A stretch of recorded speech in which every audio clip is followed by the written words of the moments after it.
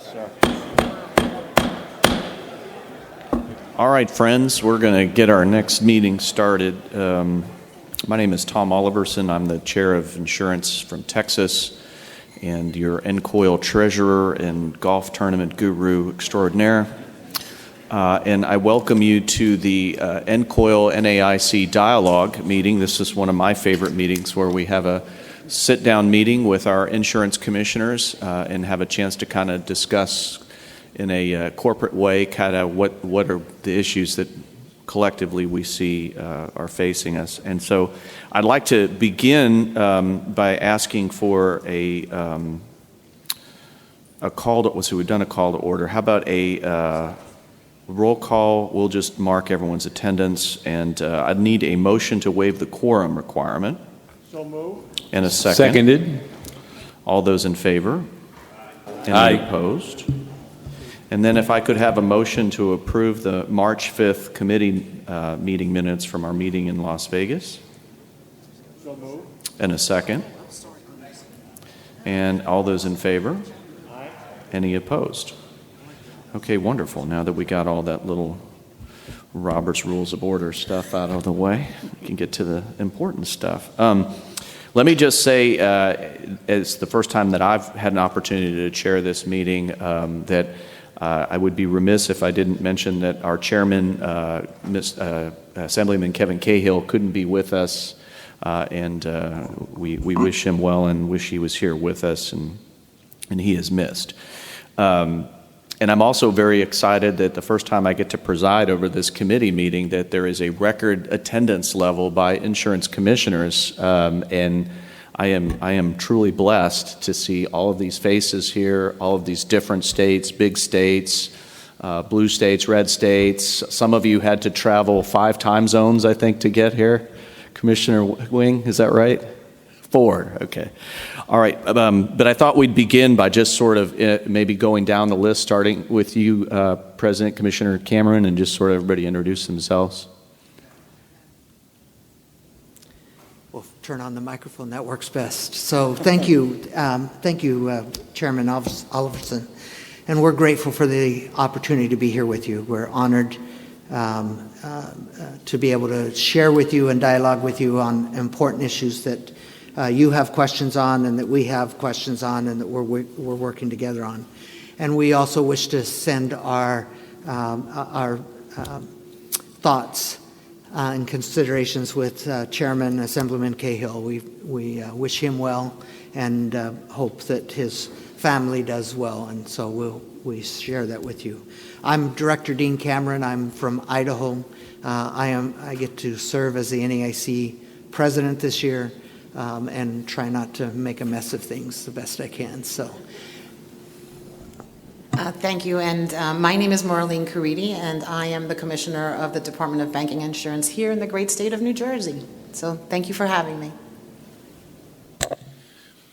As a former member of NCOIL and actively engaged, and Commissioner, I'm a regular with you guys, so it's great to be here with. And it's thrilling for me to see so many other regulators, esteemed regulators, plus me, here to address you guys. But I'm Glenn Mulready from the state of Oklahoma. And I'm Lori Wing-Heyer. I'm the director in Alaska. John King, representing the insurance department from the great state of Georgia. Hey, I am Mike Humphreys. This is my first time back in 10 years. Some of you may know that I was the NCOIL Director of State-Federal Relations for several years until 2012. So I see some friendly faces. I talked to Senator Klein, Representative Lehman, and a few others that were around here at this time. So it's interesting, and I'm glad to be back in this capacity, and I'm really pleased that I get to sit up at the table with you all instead of the firing squad table that we used to have the commissioners sit at. So thank you for having me. Hi, my name is Kathleen Borain, and I serve as the Maryland Insurance Commissioner. Hi, good morning. I'm Trinidad Navarro. I'm the Insurance Commissioner for the great state of Delaware. Thank you for having us. Welcome to all of you, and thank you for being with us. We wanted to begin today's dialogue with a brief update. earlier this year, the Pennsylvania Insurance Department announced a statement of policy that it would permit entities issuing insurance products regulated by the department to collect information about race and ethnicity on an application for diversity, equity, and inclusion purposes. And colleagues, you can find on page 152 in your binders that directive. And so, Commissioner Humphreys, I was just wondering if you could give us a brief update as to kind of what led to that and sort of what's the end game here in terms of where are we going with this? Sure. Thank you, Mr. Chair. I'm glad to be back. And was remiss to not recognize my representative, Wendy Thomas, across the table. I did not see you, so good to see you. We did issue that statement of policy in April of this year as a result of a number of different kind of conversations. Last year, former Commissioner Jessica Altman was the chair of the NAIC Race and Insurance Special Committee's work stream on health. We also separately in Pennsylvania had a series of meetings with our health insurance community in particular to talk about race and ethnicity and DEI efforts in the health space. And stemming from that, and there's also a federal component here that I'll get to in a minute, the health insurers actually came to us and asked to be able to collect race and ethnicity data as part of their efforts to advance health equity. They call it the quote-unquote golden record, similar to what they have in Medicare. Golden record meaning information that's directly provided by the member versus information that health carriers may come to today through providers or other third parties. So the carriers came to us. And at the same time, earlier this year, the federal government issued its Notice of Benefit and Payment Parameters. And in that NBPP for next year is a requirement to report data that includes race and ethnicity information. So there's a phase in how insurers are going to be reporting that through the EDGE system, but kind of coupled with the federal requirement and now our request from insurers, it felt like it was time. And what the statement of policy did is it announced non-enforcement of a prohibition that was issued by the department as guidance in 1969. So it predated our rule process that's in effect today. It has since been treated as a rule. So in kind of promulgating the statement of policy, we did work with the legislative staff and made clear that really this is the short-term solution to allow companies to ask the question about race or ethnicity on an application, but we would be following up with a more formal process that would go through kind of a rulemaking-like process. So part of the reason that we felt comfortable and felt it appropriate to issue the statement of policy was, it was 1969, a different era, and the policy was effectively superseded by the Unfair Insurance Practices Act that was enacted in Pennsylvania 5 years later. And that act explicitly prohibits the use of race and ethnicity in underwriting or eligibility. So the protections remain from kind of nefarious uses of information outside of the guidance that we issued at the time. What I want to stress is, because there's been, I think, some confusion here, and maybe partly I'm to blame in how I've presented this before, but there's no requirement related to the statement of policy. Not on health companies, not on P&C companies. We didn't come out and say you must collect. We simply said you may collect. And if you're going to collect, when you do that, is kind of best practices, you should clearly articulate why you're requesting the information, how it's going to promote equitable care efforts, how that you're going to be maintaining it as private. So I guess with that, I'm happy to answer any questions about kind of the process we took in Pennsylvania to get there, or anything about the statement of policy. Commissioner, we appreciate your update. I guess my only question as you were speaking, it just sort of came to mind, is so if they're not asking the question, you can be pretty sure that they're not using it in underwriting or for nefarious purposes, right? But if they're now going to be able to ask the question, how do you as a department determine the reasons, the authenticity, I guess, or the veracity of why they're asking the question and what they're doing with the data that they're gathering?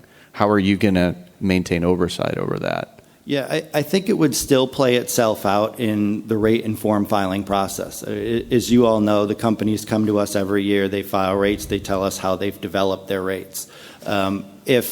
If there's a suspicion or if we have triggers or complaints from the market analysis side, we could go into a company on the back end through a limited scope exam to see how exactly they're using the information. But I think with that kind of front end review and the opportunity for back end oversight, that we feel comfortable that the carriers will be using it appropriately, certainly at the risk of running afoul with not only us at PID, but certainly on the health side, CMS and the federal government. Okay. Any other legislators with any questions on this topic? Okay. Commissioner, we thank you for the update. Thank you. Commissioner Cameron, President Cameron, we had a pretty good discussion yesterday in a general session regarding private equity's influence and impact on the insurance industry. And I think some important questions sort of came out of that. I know the NAIC has been very involved in the area. There have been some letters back and forth with the U.S. Senate Banking Chair, Sherrod Brown, concerns being raised. And colleagues, you can find information on this starting on page 157 of your binder. I was just wondering kind of where's the NAIC, what's your thought process on this? And I know for some of us, one of the questions that came up yesterday was sort of like, we don't see the problem here. Like what is the issue at hand in terms of private equity versus the bond market or whatever? So I was just wondering if you could.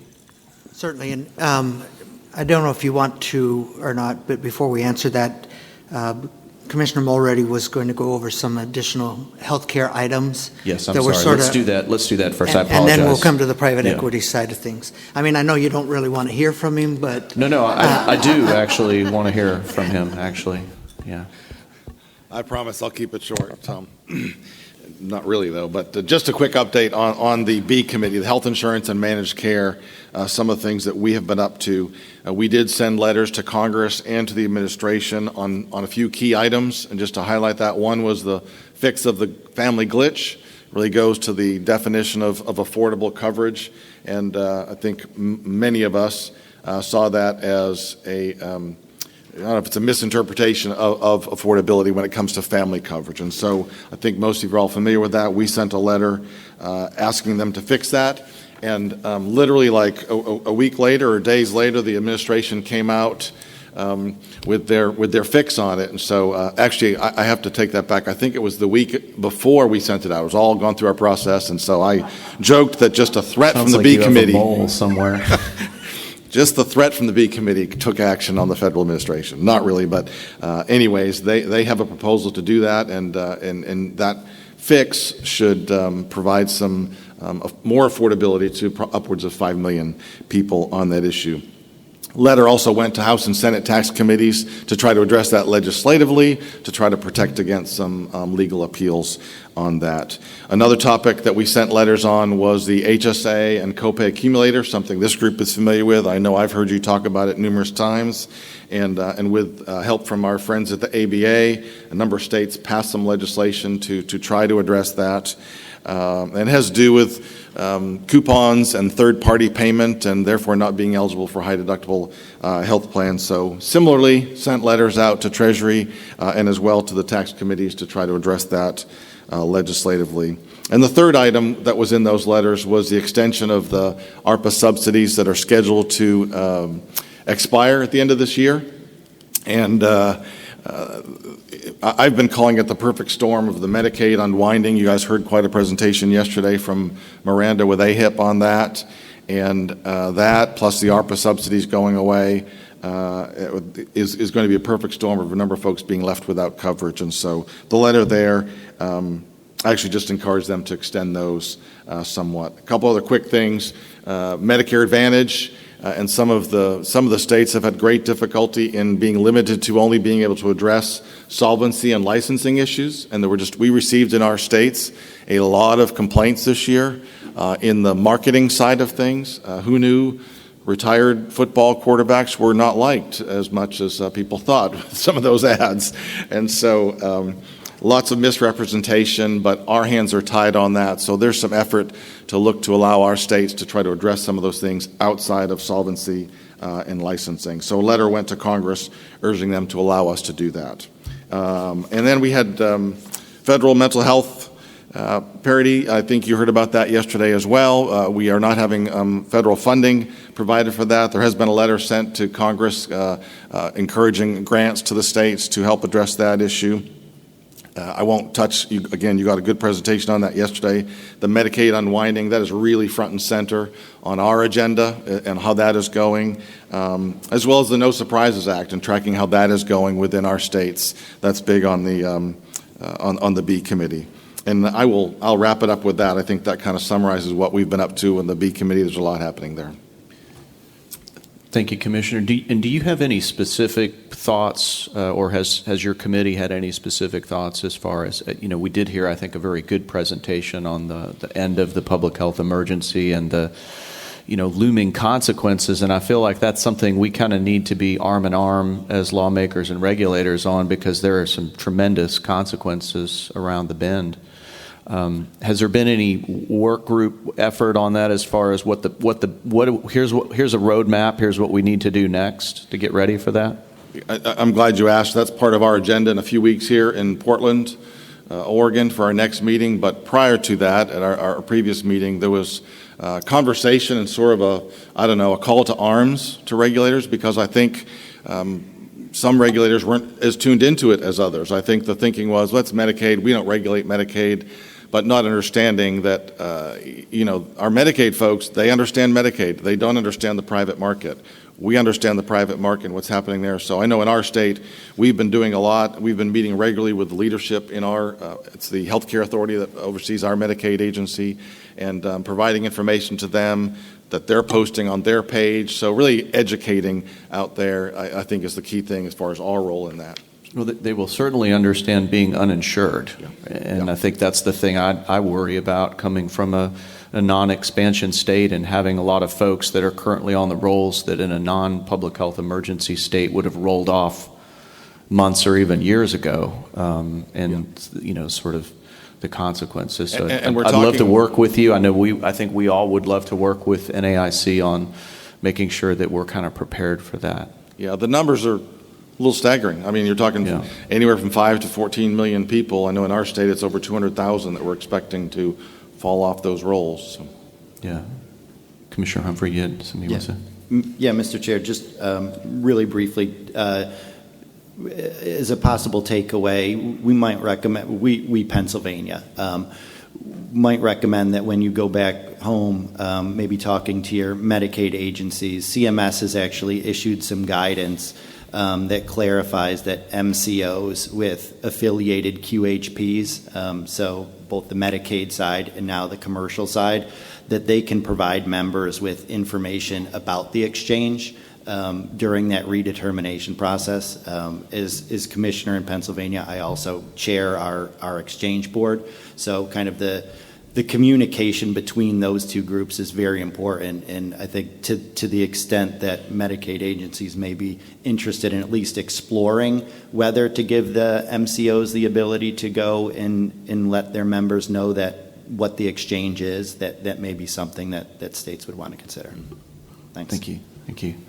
And Mr. Chair, I would just add that there are some states, ours being one of them, where the exchange is actually working on a direct transfer, a direct pipeline, if you will, to help mitigate some of that. And it won't solve all of it, because there will still be some people that have to pay for something, whereas under Medicaid they weren't. But I think we're really gearing up. Director Winghire has led an effort in the western side of the country to for us to be prepared, for the commissioners to be prepared. And we will do a better job of communicating what we're doing with you guys so that it's, we're all on the same page. Yeah.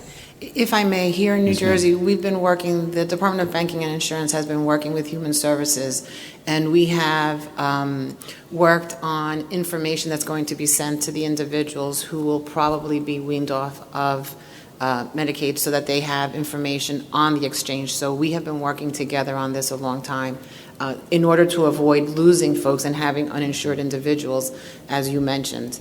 If I may as well, with regards to ARPA, we here in New Jersey were able to use those funds to provide subsidies to individuals that were earning income up to the 600% of the federal poverty level.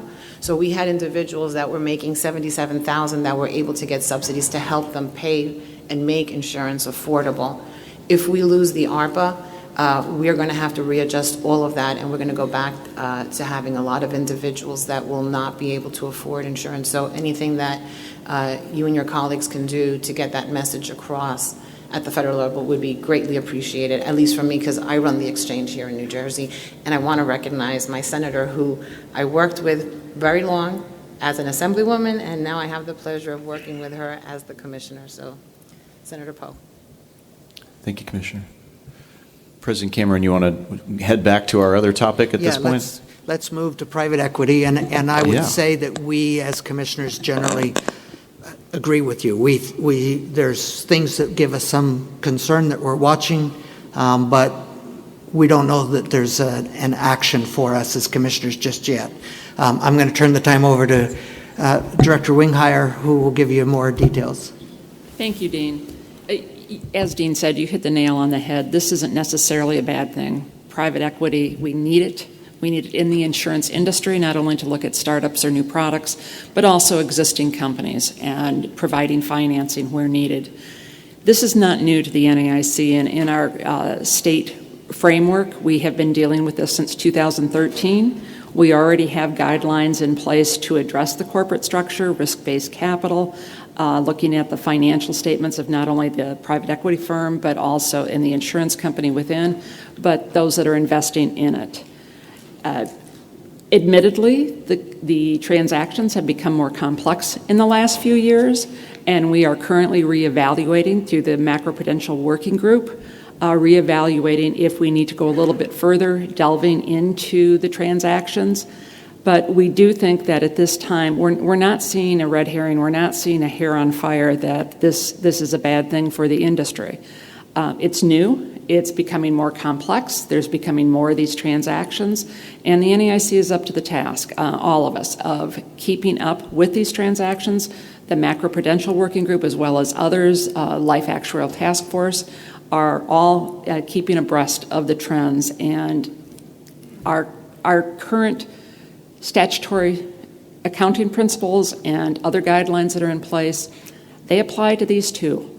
And we are watching it. Commissioner, I appreciate your comments. I so been giving this a lot of thought, in the run-up to this meeting, and then, of course, with our presentation yesterday. And so I think the question in my mind that still I haven't really heard a good answer to, and I'm wondering if you have any thoughts on it. Private equity, when we're talking about modern private equity firms, we're not talking about the corporate raiders of the 80s and 90s where they buy something just to bust it up and sell off the assets and stuff like that. Normally, when private equity gets called into an industry, it's because there's an opportunity to improve efficiency, enhance profitability, and sort of, I would use the word save that sector. And so I guess the question in my mind is, I asked this yesterday, what's prompting this? Does the NAIC have any thoughts as to why now? Why all of a sudden is there a role for private equity in insurance marketplaces in our states? From my personal opinion, and I don't know if Dean wants to jump in on this or someone else from the NAIC, but I think that with the low interest rates that have been for the last decade or so, it's a means for them to get additional capital from those that have they're either a qualified investor or an accredited purchaser, or maybe I have the terms wrong, but you have to have wherewithal behind you to come into a PE. And I think it's an easier way for some of the insurance companies to raise capital when to continue operations when the interest rate in the past few years has been so low, they have not been able to make the returns that they hoped they could. So I think it's another means for them to maintain solvency, to pay the claims of the future, particularly in life insurance companies, but we're seeing it in other areas too. Any members, any questions or comments? Senator Gossage? Thank you very much. Thank you all for being here. Yesterday, it was brought up about security benefit life in Kansas, and then I called Vicki Schmidt, our insurance commissioner, whom you all know, dear friend of mine, and she said that, yes, this got her team on board, and they said this was 2010. It was a real positive for the private equity company to come in and help out, and they've just seen nothing but growth and it basically saved that insurer. So we've seen good results with that in our state. Thank you for that. Thank you for that comment, because I think that's exactly when they step up to the plate, they help the companies, and just like any other company or new buyer of an insurance company, we're going to watch it. Representative Meskers? I want to thank all of you for being here.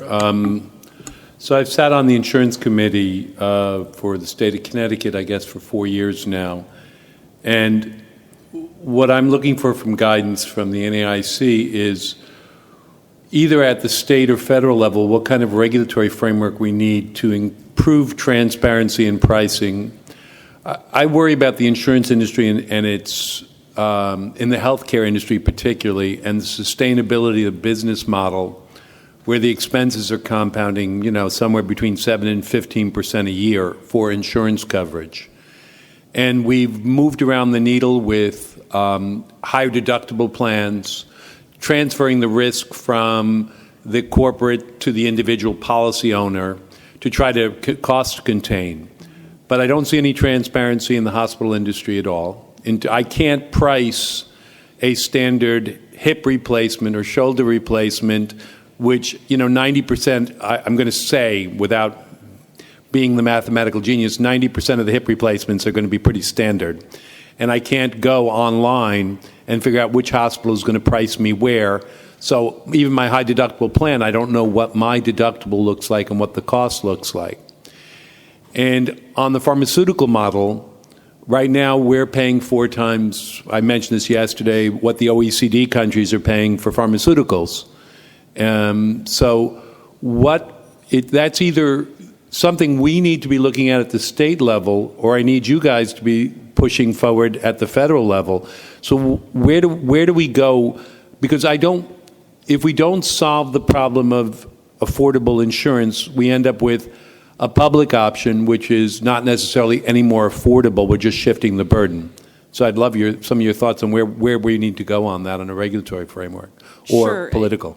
And I appreciate the question, and I'm sure my colleagues here will have answers for you too.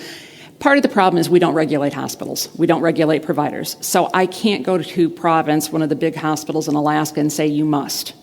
Now, what I will tell you is that the No Surprise Act that was passed in Washington a year or two ago, 2020, it does require hospitals and other providers to disclose. There is a transparency component to it. It has not really rolled out yet for us to be able to tell you how well it's going to work, but right now that's probably our best shot.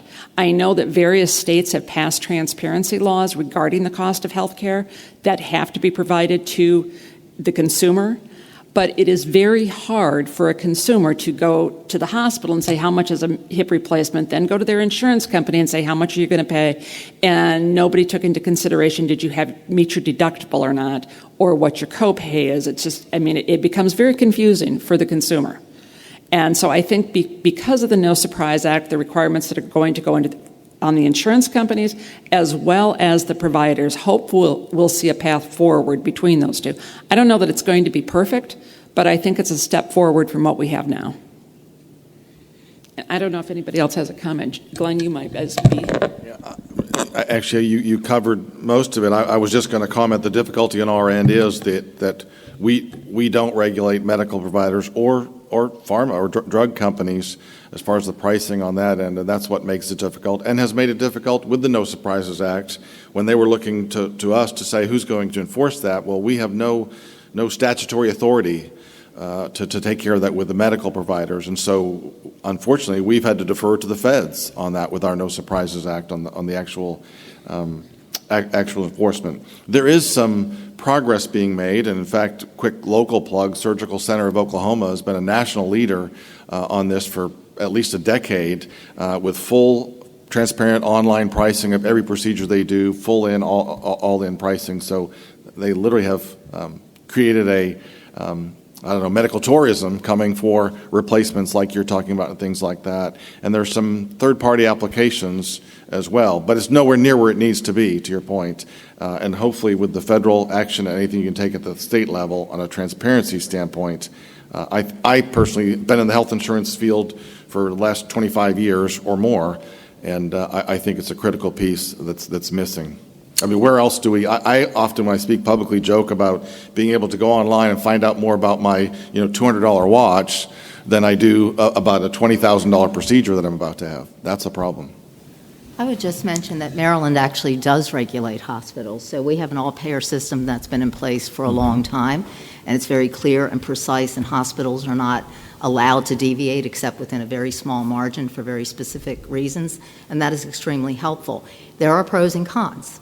The pro is the transparency, the consistency, and we believe that over time it has kept rates lower and costs lower in Maryland. The flip side of that is that we have a 14% uptake in Medicare Advantage plans compared to the average of 40 or more percent in other states, and that is because Medicare Advantage plans are not able to negotiate hospital costs and rates. So, you do have to look and balance, and that's something that we're addressing right now in Maryland, is how to support Medicare Advantage plans but keep our all-payer total cost of care system and our waiver with CMS with regard to that. We're also now beginning to explore, our legislature has asked the Insurance Administration and other groups to begin to look at whether there are other kinds of areas or different types of providers where it would be appropriate to have similar sorts of guidelines around what appropriate pricing is.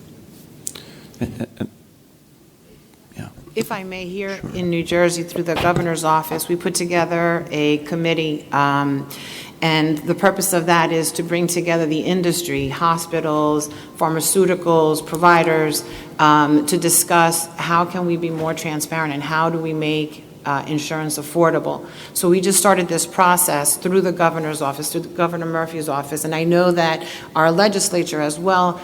This has been an issue that from my time in the legislature where we've been trying to figure out how do we make it affordable, and they've been good partners to work with regards to legislation. But we're in the process right now of working and having communications, and we're going to start beginning to take data down and look at it to see how can we make it transparent and how can we make insurance affordable. And at that point in time, I'm sure our senators and our assembly members will get involved as well.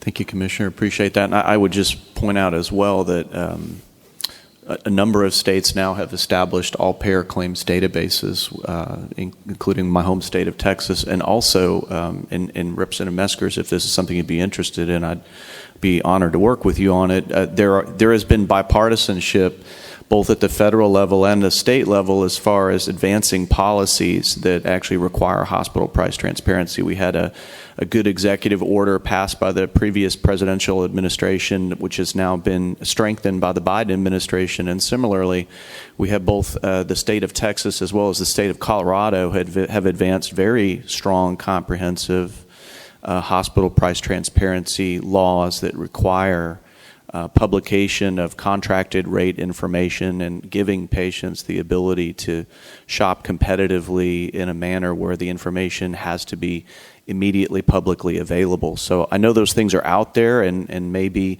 that might be something that would be worth bringing to NCOIL for a future meeting as model policy, if that's something you're interested in working on. I'd love to work with you on it. Sounds like a deal. Okay, sounds good. Senator Gossage, and then I think we're going to move on to the next topic here. Thank you very much, Mr. Chair. Just a little bit of background. I helped pioneer HSAs with President Bush, and at that time, one of the things we really wanted to talk about was transparency, because people were getting these big $1,200 deductibles. Now, we all laugh now because $1,200 would be considered a small deductible today. So one of the things I did was work with insurance companies about cost comparison tools. Aetna was one of the first ones to invite me to Baltimore to look at what they were offering, which was fabulous, of all the different hospitals within their network and the basic, common procedures. And how much is it? I wrote an article that came out, I think it was in the USA Today, called "How Much is a Tonsillectomy?" and how you could find out. But when people say, and I've been a health insurance agent for 20 years, and when people say, well, why is it I can find out how much is a television at Walmart, but I can't find out how much it is for a knee replacement? True, but at Walmart they don't say, how much is your income, and then we'll tell you how much a TV is. And there's not a middle person buying this TV for you, negotiating the TV for you, which is insurance companies. So as I explained to the Trump administration when I testified there, and that is, you're looking at the wrong entity. If I have a contract regarding my medical services, it's not with this hospital. My contract is with my insurance company. My insurance company's negotiated with the hospital. The transparency should come from the insurance companies, and you all regulate them.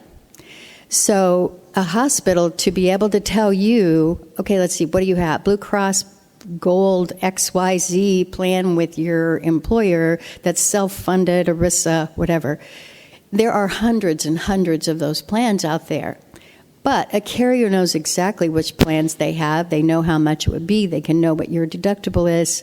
So back to this cost comparison tool, it was amazing. So I went back to Aetna and I said, Bob, you should go to the Trump administration and show them your amazing cost comparison tool you guys have, because if you don't, they're going to be coming down on you and saying it has to look like this and it must be like this.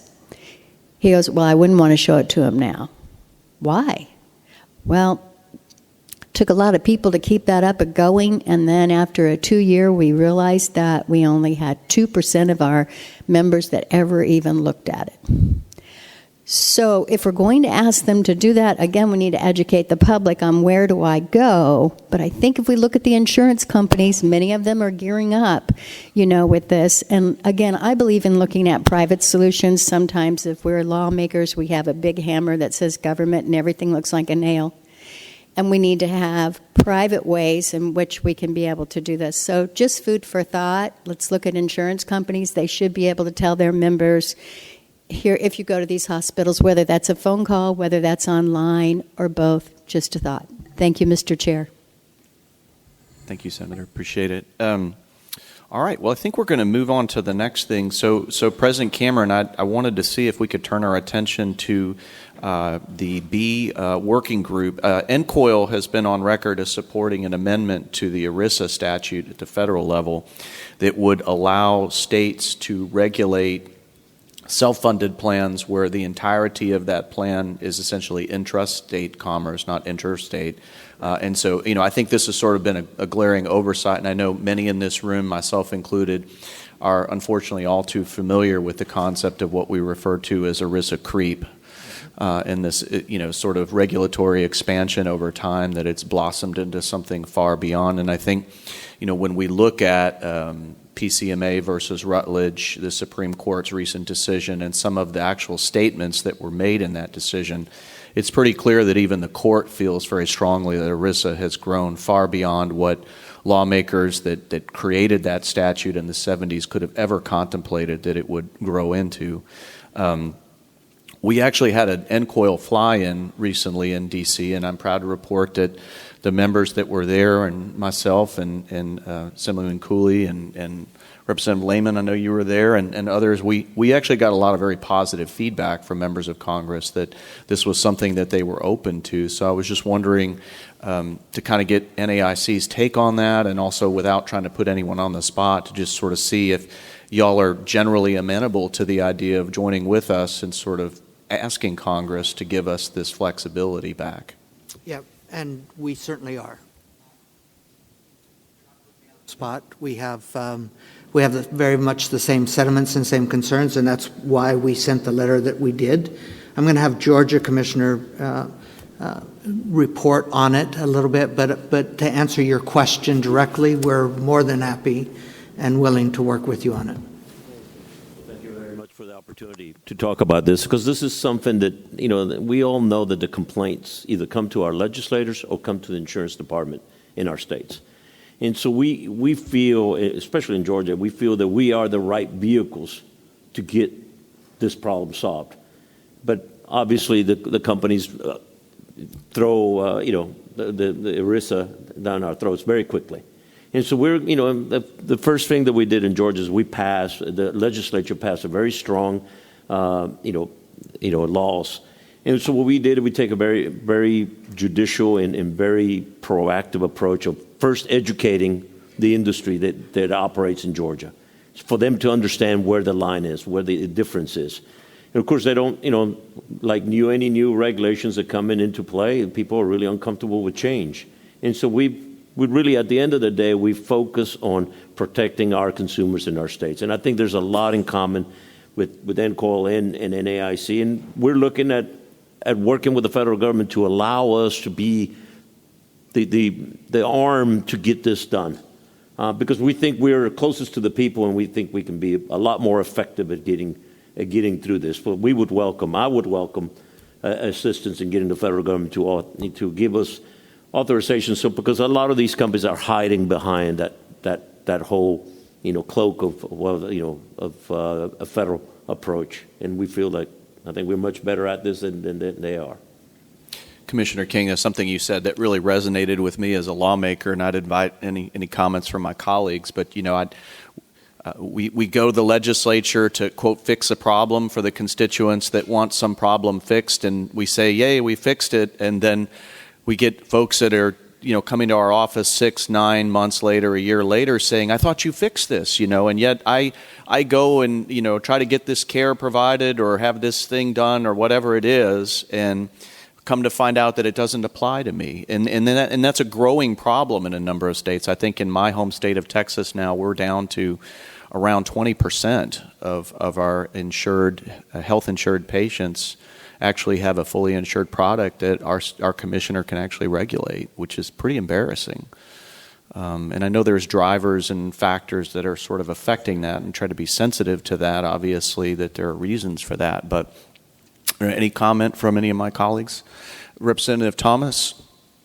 Real quick, I just wanted to add, not only is it a problem for constituents, but the lawmakers who are doing these laws often don't know if they're not involved in the insurance. So I find myself educating my other lawmakers, like, what you're passing is only going to be 3 of 7 of your constituents who have to abide by this.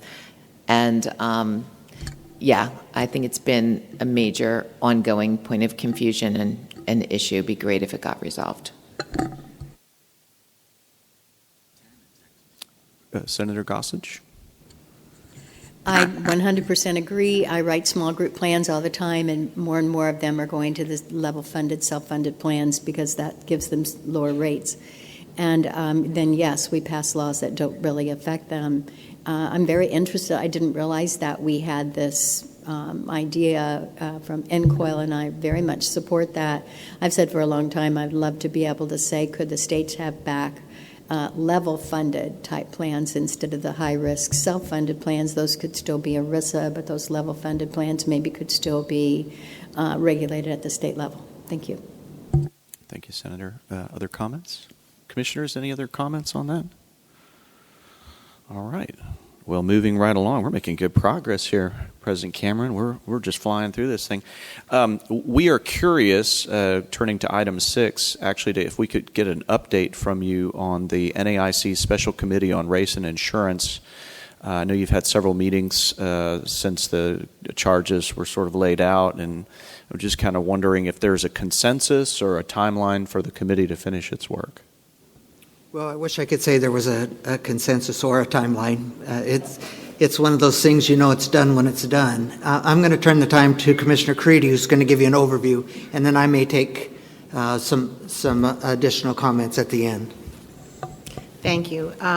So we at the NAIC have always been careful and curious about how the insurance is being directed, the products are being directed to the underserved or individuals of color. And we've always, I think in our roles as commissioner, make sure that we're looking at it closely. However, events that happened in 2020 highlighted it, and we at NAIC have taken a very strong look at this, and we have 5 work stream committees that are looking at it. Our first work stream is looking at the level of diversity and inclusion within the insurance sector and how it's being promoted, and we'll be making recommendations at some point in time to the industry on that. The work stream 2 is looking at the actual departments throughout the country and how are we making sure that we are diversified and we are inclusive in our own departments. And again, many meetings, there is no final answer yet, but we are looking at it very closely to make sure that as regulators, we ourselves have a diverse department so that we can basically understand what individuals in our state are going through when they don't have the product or they don't have access to the product. Work stream 3, of course, has to do with property and casualty, homeowners insurance, vehicle, auto insurance and stuff, and what they're looking at is making sure that the product is not being, individuals are not being unfairly discriminated. There's a lot of different methods that are being used in the underwriting, and we have a forum on the algorithm auditing to make sure that when companies are looking at their products and offering it to the community, that they're not, again, unfairly discriminating against underrepresented communities or individuals of color, proxy discrimination. So they're looking at all of that, and we hope to have more information on that after the forum. Workstream 4 is one that I chair, and we're looking at the life products. And we've had a lot of conversations on access to those products, how it is a product that can also be something that can be an inheritance. A life insurance policy, you leave an inheritance, and at one point in time, underrepresented communities use that as an inheritance, as taking care of funeral costs, which is a burden. But somehow we've moved away from that. So we're looking at the industry closely, getting agents out there. Why aren't they making those products available to individuals? And we've had numerous meetings on that. The last one we had was a meeting with FAIR, which is the Financial Alliance for Racial Equity, and in different things that they're doing to encourage individuals, agents to sell to our communities, underrepresented communities, individuals of color, and making the product affordable for everyone. I've had conversations where folks just don't want to sell it to my community. I'm Hispanic because they feel that we can't afford it. Well, did you take the time to talk to me? So those are things that we're looking at. Workstream 5 is looking at how the products in the health field is being issued and provided to the communities, if it's diversified, if it's inclusive, is it affordable? So we'll have more information on that. I'm very proud under our president this year, we did form a foundation that's called New Avenues to Insurance Careers Foundation. And that foundation, of course, I'll let the president speak on that, but just real quick, that foundation looks to foster interest in the career of insurance. And we're looking at individuals, students, that are primarily going to come from a diverse background or the underrepresented, and bringing them into this particular area, whether it's as a regulator or as an agent. So we're working on that. There's more to come on that, and of course, I'll let the president speak on it. But again, one of the things that I've heard in my committee is that we don't have agents wanting to go and sell to these communities because they don't feel they're going to make a profit. So a lot of education needs to be brought in to make these products accessible to our communities of color and to the underrepresented. But I'll let our president speak to the foundation because it's a wonderful venture. Yeah, and thank you. First of all, let me recognize that we have, of those 5 work streams, we have chairs of each of those work streams, I think each of them sitting at the table. Commissioner Caridi is doing work stream 4, Commissioner Mulready is work stream hire is work stream 3, and then Commissioner Bahrain down on the end there is work stream 5. So we've got strong representation of this effort. And I would also tell you that when we looked at this at the start of my year, we looked at it from 2 angles.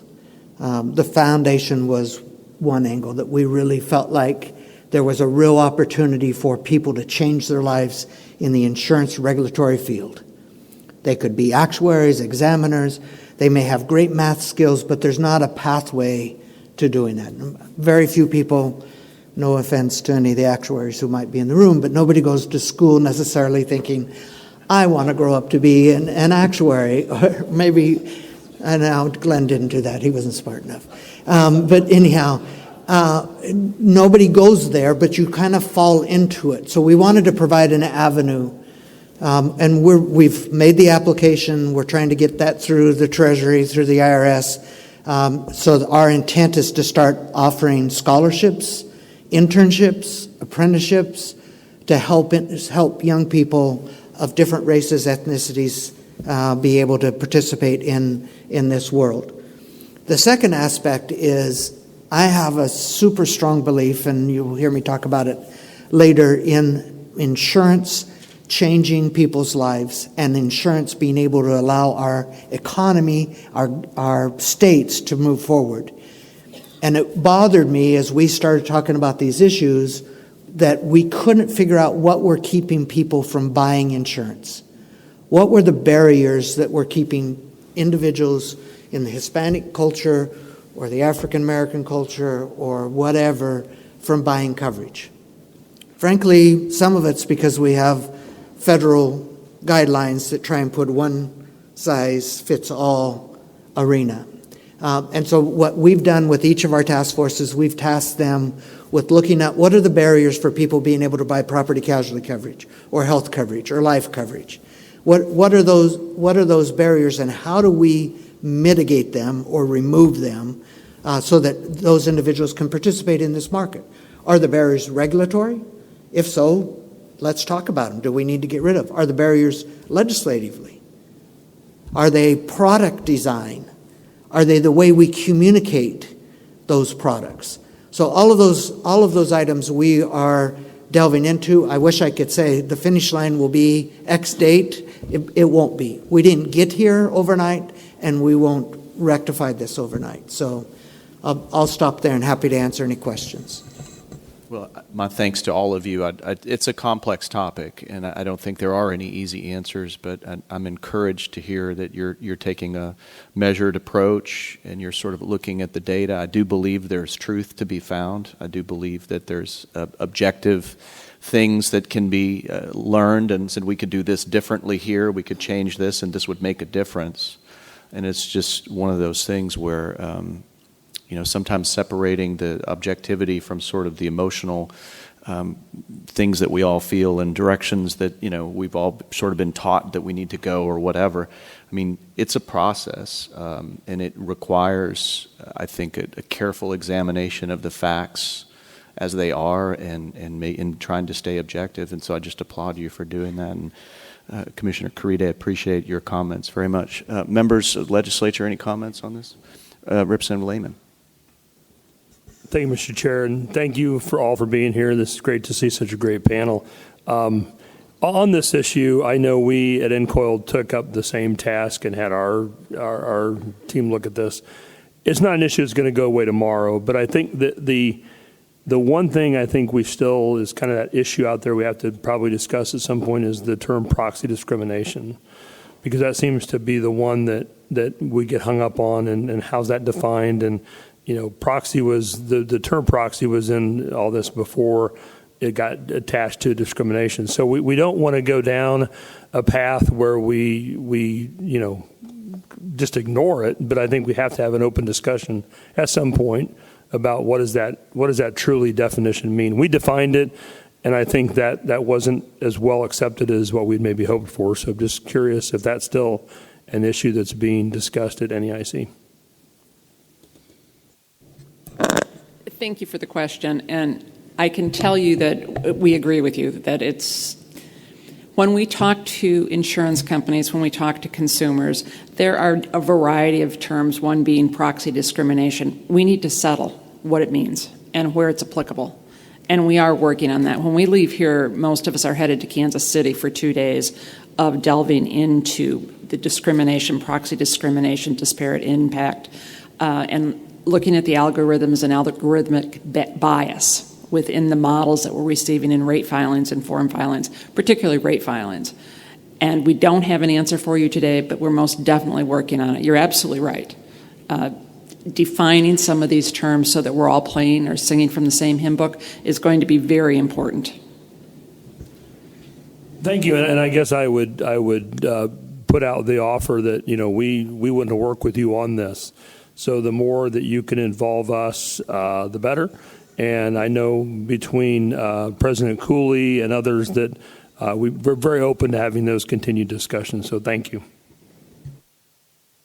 Representative Carter. Thank you, Mr. Chair. And my question piggybacks on what Representative Lehman said. In my state, the state of Michigan, we are focusing on proxy discrimination. And I was going to ask Director Dean, which committee, raise your hand, that deals with proxy discrimination. I'd like to have a conversation with you after this is over. Thank you, Mr. Chair. Thank you so much. And just for the record, I was born and raised in Michigan. Thank you, All Representative. And for the record, I just completed a week's vacation in the Upper Peninsula of Michigan, and Representative Carter was reminding me that I was mispronouncing several towns' names incorrectly, so we appreciate that. And it's a lovely state.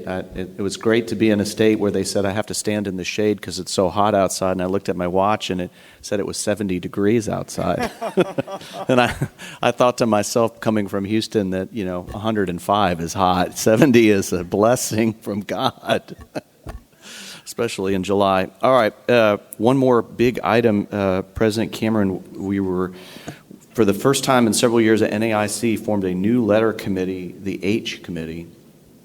It has jurisdiction over cybersecurity, innovation, data security, privacy protection, and emerging technologies. I think we heard some from FIO earlier, and I think it's sort of percolated through several meetings today and yesterday, this interest as we're talking about terrorism and other things, that this concept of cybersecurity and its importance in what we do, because we do have access to so much protected information. I know as a healthcare worker, having been bound under the terms of HIPAA for many years, I take that kind of stuff very, very, very seriously, as I know a lot of healthcare workers do. But I'm just wondering, can you give us an update on the committee's work and the plans going forward for this committee? Yes, I certainly can, and I'll turn here in just a second to Commissioner Bahrain, who was our chair. Before I turn to her, however, I just want to, we announced that concept and that idea here at an NCOIL meeting, and we did so with a reason. It is such a huge topic with multiple facets. We want to be protective of our consumers, protective of the industry, and at the same time, we want to be pro-innovation. We think there are solutions to some of the problems that ail us with innovation. And so trying to find that right balance. So perhaps one of the most difficult decisions I had to make when I became president is who was going to chair this new committee, and who had the gravitas, the wisdom, and the ability to handle this. And I turned to Kathleen Bahrain. She is an outstanding lady and has a good background both within the industry and otherwise. But I also, as I turn to her, I want you to know, as we work through the issues, we want to work with NCOIL because we recognize you guys make the public policy decision on some of these issues. And so it's a balancing act, it's a dance, if you will, that we'll work closely with you. And Kathleen, how's that? You can pay me later for that introduction. Thank you, and I'm very happy to work with you guys as well. So as President Cameron indicated that we set up the H Committee last December, the membership voted. We got formally started really in early February, and I'm happy to report that I think we've made great progress so far this year. It takes a while to develop the infrastructure for a brand new letter committee. Innovation, Cybersecurity, and Technology, what we call the H Committee, is essentially the place under which the NAIC will be doing the bulk of its work with regard to our regulation of industry in those areas. That doesn't mean that there won't be any other working groups and other committees that are continuing their work in these areas, but what it does mean is that we sort of have a common home where we can make sure that our work is efficient, that it's consistent, and most importantly, that it's collaborative and that we're working from consensus. So that is sort of one of the largest charges. I'm going to talk in just a second about the individual working groups and what they're doing, but I wanted to start with the idea of what are we doing at the committee level, the H committee level. So you've gotten a little bit of a preview of that from others that have talked about what is essentially our collaboration forum. So if we're going to try to be consistent and efficient and work together collaboratively and from consensus, we need to talk to each other. And so when we have issues like, for example, algorithmic bias, things like proxy discrimination, we need to understand where across all of the different working groups people are touching that issue in one way or another, whether it's P&C or fraud or market conduct or accelerated underwriting. Where is that work being done? And when we know that it's being done in many places, the methodology that we developed for managing that work effectively is what we're calling a collaboration forum. And the first collaboration forum that we're doing is on algorithmic bias. And so that forum is bringing together about 10 different working groups within the NAIC, including Workstream 3 of the Special Committee on Race and Insurance, to talk now about what is algorithmic bias, how can it lead to illegal discrimination and unfair distinctions in people, where does it live within the insurance ecosystem from marketing through fraud identification and claims administration, and what are we as regulators, what is the appropriate response to that? So the purpose of the forum is not to necessarily decide each and all of those issues. The purpose of the forum is to come together and do three things. One, to make sure that we all know what each other is doing and that you all know what we are doing, so that there is a place where you can come and you can say, these are the working groups that are working on these types of issues, and here's what they are doing. And we're informing each other. And we're making sure that we're not stumbling over each other and we're not being inconsistent with each other. So that's the first purpose of the forum. The second purpose of the forum is to educate, to make sure that we are keeping each other educated, not just about what we're doing, but about the foundational elements. You know, insurance regulators are really, really smart and aware and capable in understanding insurance and insurance laws. But we are not necessarily as educated with regard to technology and complex concepts about how algorithms are developed, or how AI and machine learning drive decision-making and what's in that black box, or more importantly, what goes into it and how do you test what comes out of it. So we have embarked upon a very, very careful set of educational initiatives, which is what is happening at the fly-in that Director Winghire just mentioned, so that in Kansas City we'll be spending a day, half a day one day, half a day the next day, laser focused on making sure at the commissioner level that there is education around how the continuum of what data is, what data comes in, how bias creeps in, what is bias, what is algorithmic bias, how does it lead to illegal discrimination. So lots of emphasis on education, and part of that process is exactly what the director said, is we are identifying all of the terms that we need to define and then working on those definitions together. So that's the third bucket. The third purpose of the forum is to be able to work toward a common vocabulary so that when we say words, we all know what we mean, and we mean the same thing when we as the NAIC say them, and to identify what are the common elements, the foundational elements of a common framework for responsible regulation of the use of AI. So those are the goals of the collaboration forum. We are well on our way. We hope to begin to put out real work product by probably by the December meeting. We'll begin to show our work. We're having public meetings in Portland for those of you who may be attending in Portland. And we'll be having webinars, and we'll also be doing presentations at the Insurance Summit. So this will be an evolving task. In addition to that, there are two other things at the committee level that I'll just mention. The first is I talked about this idea of who's doing what. So we're going to have what we're called the ICT hub, so that people will have a single portal that you can go to and understand what committees are doing. All the research work, the papers, et cetera, will be housed there as well. It's a very efficient way to get information about innovation, technology, cybersecurity, data privacy work at the NAIC. And then the other thing we're doing at the committee level is a supervisory tech sharing, sort of a lunch and learn, that we make sure that we as regulators meet on a regular basis to share how we are using technology effectively to serve our constituents better and make sure that our work gets done more quickly and efficiently. Then if I just look briefly at the work of the working groups, we have 5 working groups within the H Committee. I'll focus on cybersecurity because that's always a very large concern.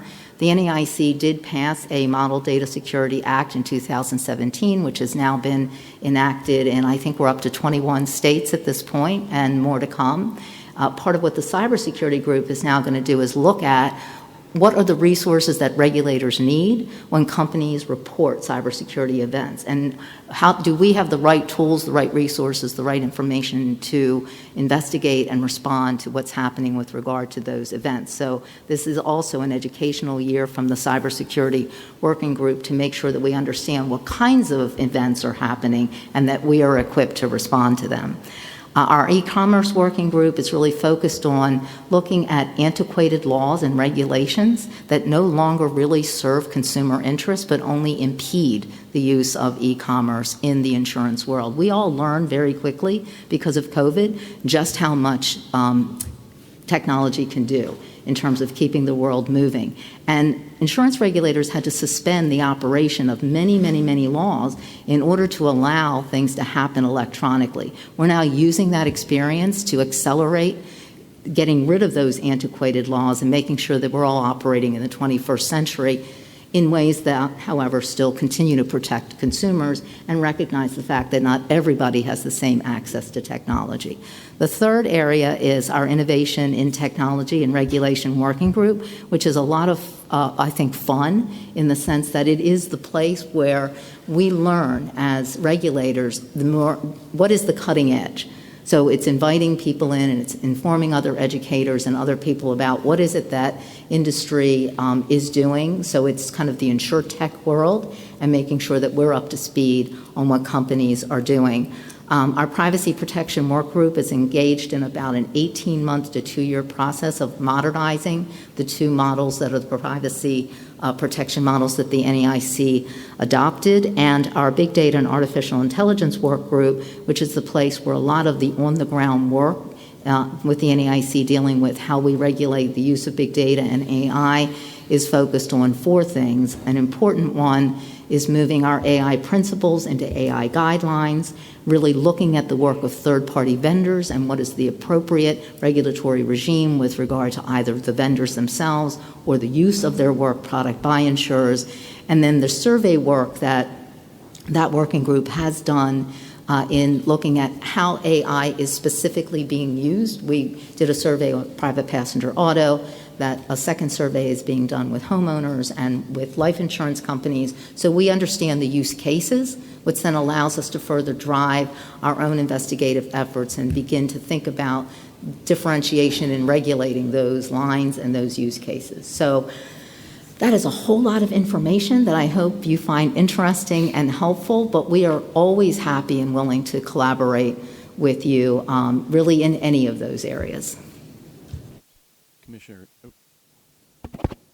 Commissioner, thank you very much for the update. And President Cameron, I think we did a great job here. It's an honor to chair this committee with you, and I have just been informed that our keynote speaker is anxiously awaiting our attendance upstairs on the 9th floor, General Platkin, who is the 62nd Attorney General of New Jersey. So at this time, I'm going to say that we are adjourned and ask everybody to move upstairs to the 9th floor.